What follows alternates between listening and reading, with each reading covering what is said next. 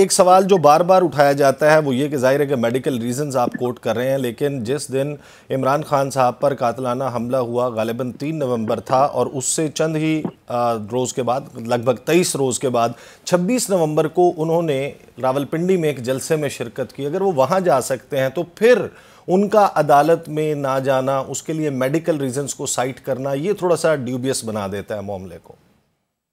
نہیں، ڈوبیس نہیں ہے اسے بھائی، اگر آپ ادھر ہوتے تو، کیونکہ میں جلسہ جو ہے مینج کر رہا تھا، تو پاکستان کی تاریخ میں پہلی دفعہ ایک بڑا ہی جسے کہتے ہیں نا کہ state of the art arrangement کی گئی تھی، جس میں عمران خان جس طرح جلسے پہنچے، وہ جلسے میں ایون جلسے اسپاٹ پہ نا ایلیویٹر لگا ہوا تھا، ویل چیئر تھا، اور درست، وہ ہم نے ویژولز دیکھے۔ ٹھیک ہے، یہ پاکستان کی تاریخ میں کچھ بھی نہیں ہے، بالکل ہمیں ڈاکٹرز نے بتایا ہوا تھا۔ لیکن کیونکہ عوام بھی مرنت، کسی قوم کی، ملک کی سب سے ضروری چیز ہوتی ہے امید۔